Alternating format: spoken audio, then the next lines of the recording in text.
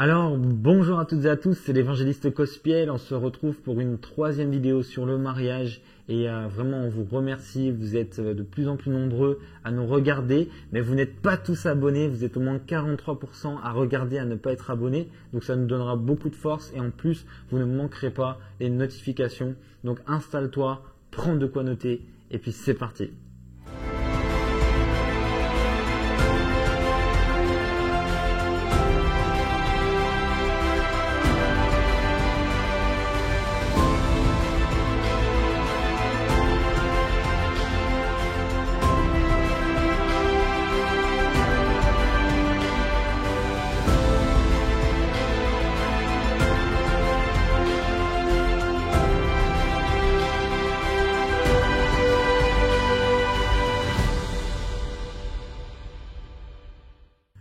Alors, dans cette troisième vidéo sur le célibat, le Seigneur veut éveiller notre conscience sur la relation que nous avons avec lui. Le thème de cette vidéo est « Le célibat peut permettre de construire sa relation avec Dieu ». Alors, c'est la vidéo pour moi qui va être une des plus intéressantes. Elles sont toutes intéressantes, mais il n'y a rien de plus important que d'être proche de Dieu. Alors, il y a une chose, lorsque tu t'approches de Dieu, c'est incroyable. Ça, je l'ai dit le jour de mon mariage. Mais tu es fait à l'image de Dieu. C'est-à-dire que lorsque tu t'approches de Dieu, tu vas apprendre à te connaître, à connaître Dieu. Et à force de connaître Dieu, tu vas apprendre à reconnaître. Parce qu'en fait, plus tu t'approches du cœur de Dieu, plus tu lui ressembles. Et plus tu lui ressembles, plus tu sauras discerner qu'est-ce que Dieu veut de toi. Et plus tu connais Dieu, plus tu reconnaîtras. Et puis, moi, j'avais des critères de femme, j'avais des critères, tout ça. Et véritablement, c'est en m'approchant de Dieu que j'ai choisi Émeraude. Parce que si je ne m'étais pas approché de Dieu, je n'aurais pas choisi Émeraude. J'aurais été trop superficiel dans mes choix et j'aurais pas aimé une femme sage, j'aurais pas aimé une femme qui veut pas s'amuser, j'aurais pas aimé une femme... Émeraude veut s'amuser parce qu'elle est super drôle. Mais je dirais, j'aurais trop été attiré par le péché si j'avais pas été avec Jésus. J'aurais pas aimé une femme qui prie, tout ça, et une femme consacrée. Donc je dirais, la chose que Dieu fait durant notre célibat, c'est que Dieu il change nos goûts. Il change nos goûts et il nous transforme, il nous met à son image. Donc ça, c'est une chose qu'il faut noter. La première chose, c'est que Dieu nous change nos goûts durant notre période de célibat et c'est très très fort. Ensuite, une fois qu'il a changé tes goûts, donc dans ta relation avec lui, tu vas voir qu'il va te changer, tout ça. Il va te révéler ton appel, ta mission, parce qu'on est tous missionnaires, on a tous une mission sur terre. Alors dans la précédente vidéo, j'avais parlé de 2 Corinthiens 5, 17, qui disait que lorsqu'on est en Christ, toutes choses anciennes sont passées, on doit faire un trait dessus. Voici, toutes choses sont devenues nouvelles en Jésus-Christ. Et le verset 18, après, la Bible dit ceci.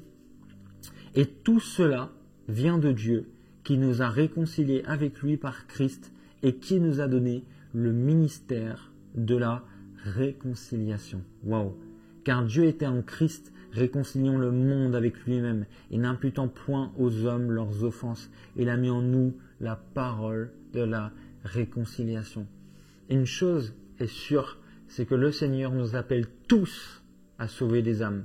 Et oui, on est tous là pour pousser les gens vers le Seigneur, pour montrer aux autres que Christ est le seul qui peut sauver, que Christ est le seul qui peut restaurer, que Christ est le seul qui peut donner un mariage solide, que Christ est le seul qui peut transformer une vie. C'est le seul et on est là pour l'annoncer. Mais ça, si tu ne le comprends pas durant ta période de célibat, peut-être que tu ne le comprendras pas durant ta période de mariage. Et j'aimerais te dire ceci, aujourd'hui, durant ce temps de célibat, tu dois te mettre face à Dieu. Et tu dois pleurer. Tu dois lui dire, Seigneur, qu'est-ce que tu as pour moi? Quel est mon appel? Qu'est-ce que je dois faire, Seigneur? Parce que moi, on m'a dit, oui, tu seras pasteur. Tu seras pasteur d'une église, et ce sera ton appel et tout ça. Heureusement que j'ai eu un temps de célibat. Heureusement que j'ai eu 3-4 ans de célibat en Christ. Parce qu'il m'a fallu, réfléchir, il m'a fallu comprendre, il m'a fallu me mettre face à Dieu pour comprendre que mon cœur était plus le cœur d'un évangéliste. Mais c'est pas pareil. Je dirais qu'il y a des gens qui se précipitent à se marier et qui se trompent. Qui se trompent en fait, parce que ton conjoint, il sera énormément lié à ton appel. Parce qu'en fait, tu as une mission sur Terre et cette personne est censée t'aider. Mais si tu sais pas ce dont à quoi Dieu t'appelle, tu pourras épouser quelqu'un qui est là pour partager ta vie, mais le jour où tu vas rentrer dans ton appel, il pourra devenir hostile à tes choix. Je parle par exemple d'un chrétien qui veut se marier avec une fille qui est pas trop consacrée. Ben, moi j'en ai connu. Ils se sont mariés et un jour, ce chrétien-là, Dieu l'a appelé à un ministère très puissant et la femme a eu du mal à suivre en fait. Et je dis pas que c'est pas le plan de Dieu parce qu'on n'est pas là pour juger qu'ils se soient mariés, mais je dis que on peut s'éviter beaucoup de souffrances, beaucoup de pleurs si on fait le travail. Si célibataire, on arrive à comprendre davantage notre appel, à rentrer dedans, je pense que dès le début, on va comprendre des choses et on fera moins d'erreurs, je dirais, pour le choix du conjoint. Et une fois marié, on fera moins d'erreurs parce que si tu te maries en disant non, ben voilà, on aura une vie normale et que Dieu t'appelle au ministère une fois marié, la personne ne peut ne pas accepter. Et du coup, peut-être tu auras bâclé ton temps de célibat où tu allais connaître ton appel et directement présenter ton appel à la personne le jour de ta rencontre. Toi, tu vas lui faire un petit peu une escroquerie où elle va croire épouser quelqu'un de normal. Et au final, elle va épouser un puissant homme de Dieu qui va prêcher dans le monde entier, qui va déménager 10 fois. Est-ce que la personne sera prête? Il faut que la personne soit prête à tout plaquer pour toi et à te suivre. Et pour ça, il faut que tu saches qui t'es avant d'aller vers cette personne. Donc, je pose ça là, hein, mais tu dois connaître ton appel. 3, tu dois comprendre ton identité. Ton identité, elle est en Christ et personne est censé te faire pécher. Personne n'est censé te changer, mais pourtant, souvent, on oublie de faire ce travail de s'ancrer, de se bâtir en Jésus-Christ, d'être réveillé. Il y a 2 types de chrétiens. Il y a les chrétiens normaux et il y a les chrétiens réveillés. Un chrétien normal, c'est un chrétien qui va se réveiller, il va un peu rendre grâce et puis il va aller sur TikTok. Et après, il va prendre son petit déjeuner, il continue de swipe up, de scroller sur TikTok. Après, il est dans le bus, il va sur Insta, il dit « Ah, j'ai trop été sur TikTok, il faut que j'aille sur Insta. » Et puis après, tu dis « Mince, Insta, j'ai pas le temps de tout regarder, j'ai cours et tout. » Et puis après, à la première récréation, à la première pause, bah, tu retournes sur Instagram. Et après, tu apprends qu'il y a un scandale, donc tu vas sur Twitter, voir il se passe quoi. Et puis après, tu envoies des messages aux autres. Ouais, t'as pas vu ce qui s'est passé sur Twitter. Et puis après, tu sais qu'il y a quelqu'un qui t'a écrit sur Messenger. Du coup, tu vas sur Messenger. Et puis après, il y a plein de messages sur WhatsApp. Hey, t'es chrétien ou t'es ingénieur en informatique, spécialiste réseaux sociaux? En fait, il faut faire attention à pas laisser quelque chose prendre la place de Dieu. Un chrétien réveillé, il prie, il parle en langue, il prophétise, il passe un culte avec le Seigneur, il lit la parole, il a son pain quotidien. Dans le bus, il écoute une louange. Après, il va sur Internet, c'est pour évangéliser, pour mettre quelque chose dans sa story. Il va aimer les photos de ses frères et sœurs. Il a des temps où il est normal, l'évangéliste, le chrétien, l'homme réveillé. Mais il a des temps où il est connecté à son Créateur, où il parle à Dieu dans le bus, où il préfère mettre une louange et de penser au plan de Dieu, où il préfère écouter des podcasts, des cultes, où il veut connaître la volonté de Dieu, plutôt que de se distraire et de se distraire. Moi, je ne dis pas qu'il ne faut pas des fois aller sur TikTok, bien que il faut faire attention à ce que tu vois, parce qu'on connaît tous la réputation de ce réseau, mais je dirais qu'il faut être une lumière sur ces réseaux. Il faut que toi, tu impactes. Et là, je trouve ça beaucoup plus logique. On en a parlé juste avant, il faut connaître son appel. Mais son appel, tu le connais quand tu apprends à connaître ton identité. Si tu sais que tu es une lumière, bah, tu vas comprendre que tu dois briller. On peut prendre aujourd'hui l'exemple de cette petite lampe qui est super belle. Et ben, aujourd'hui, si je l'éteins, c'est un objet de décoration. Veux-tu être un chrétien de décoration ou veux-tu éclairer partout où tu vas? Et moi, je veux éclairer. Je veux voir des personnes qui sont complètement perdues et je veux leur prêcher que Christ est la lumière, qu'il est la solution, le chemin, la vérité, la vie. En fait, je ne comprends pas cette génération de chrétiens qui sont chrétiens, comment j'ai dit tout à l'heure, comme quand cette lampe elle est éteinte, un chrétien qui est là pour décorer. Non, on est là pour impacter. Amen. Et il faut vraiment faire attention à connaître son identité et connaître son appel. Ensuite, il y a une notion, durant le célibat, une notion de maturité. Le célibat est un temps pour construire sa relation avec Dieu, mais également pour rentrer dans une saison de maturité. La maturité, elle vient à force de rechercher le Seigneur, à force de passer du temps à ses côtés. Tu vas grandir beaucoup plus vite. Tu vas grandir et tu vas t'éduquer dans tous les domaines. J'en ai parlé dans la vidéo d'avant, l'éducation financière, mais il y a l'éducation spirituelle. Aujourd'hui, on se dit disciple de Jésus-Christ, mais on est indiscipliné.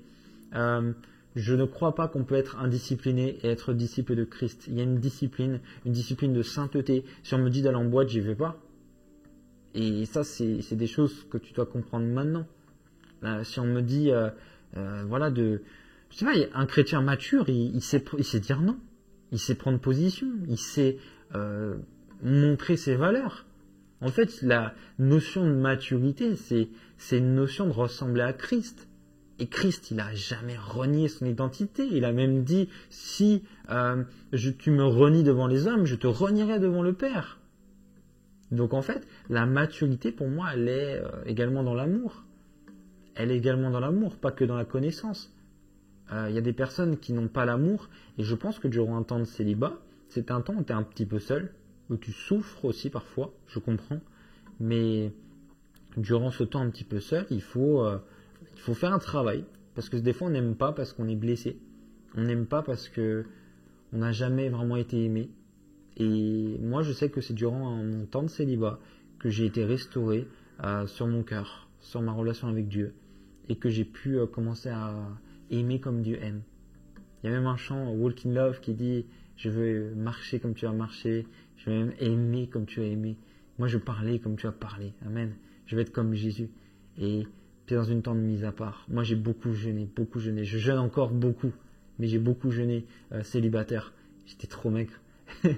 et je jouais plus aux jeux vidéo, je faisais plus rien. Maintenant c'est des choses que j'ai repris. Où on peut jouer à FIFA, on peut faire une partie, parce que je connais mon identité. Mais à l'époque, je sais que les jeux vidéo, ça m'empêchait d'avancer dans la vie. C'est ce qui m'empêchait de chercher du taf, c'est ce qui m'empêchait d'avoir une vraie relation avec le Seigneur. T'as pas envie de prier parce que tu as envie de jouer. Du coup, on met la play de côté. Et moi, je connais quelqu'un qui a mis un coup de marteau sur sa console, elle est morte. Parce qu'il s'est dit, c'est ce truc-là qui m'empêchait de me rapprocher de Dieu. Et moi, j'aime bien. Et en fait, les personnes qui sont dans le célibat, vous savez même pas que c'est le moment de semer pour Dieu. Et vous allez récolter après. Donc, il y a beaucoup de points à retenir. J'espère que vous avez tout noté. Mais on arrive au dernier point déjà.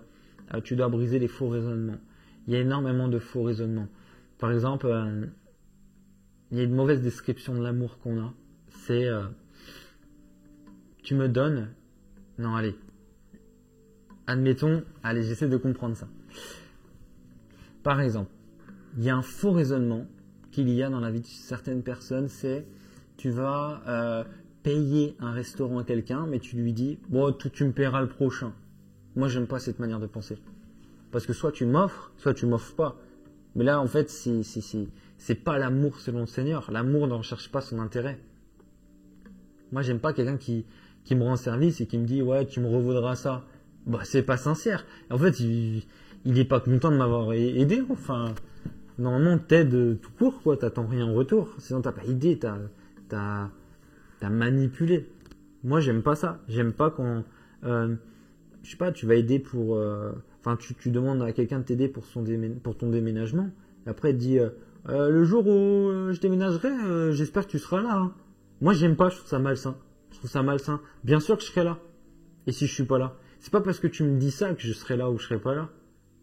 Enfin, et c'est une mauvaise notion de l'amour. Parce que l'amour, c'est donner sans attendre un retour. C'est rechercher l'intérêt des autres. C'est pas être envieux. C'est pas, voilà. Le vrai amour, il est dans 1 Corinthiens 13. Et ça, faut vraiment le noter, il faut le lire. Et il y a des faux raisonnements comme il faut être égoïste, ne donne rien à personne. Ça, c'est des faux raisonnements.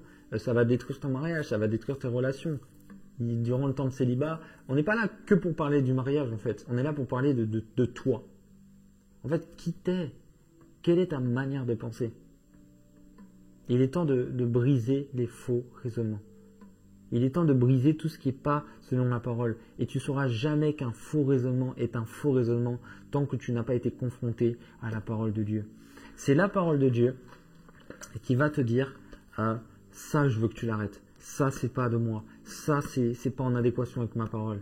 C'est vraiment comme ça qu'on doit le comprendre. C'est que, en fait, la parole de Dieu, elle est complète. Et elle nous parle de tellement de choses. Là, je suis sur, au hasard, en pleine vidéo, paf, je viens de switcher et je tombe sur Philippiens 2 au verset 6. Ça parle de lequel, existant sous forme de Dieu, n'a pas regardé comme une proie arrachée d'être égal à Dieu, mais il s'est dépouillé lui-même prenant une forme de serviteur. Là, ça nous parle de Jésus qui était au ciel et qui est descendu parmi les hommes. Et c'était un grand leader. Mais il n'a pas été un leader en écrasant les autres. Mais il a regardé les autres comme étant au-dessus de lui. Il s'est humilié, il a lavé les pieds de ses disciples. Jésus-Christ, qui est Dieu, a lavé les pieds de ses disciples.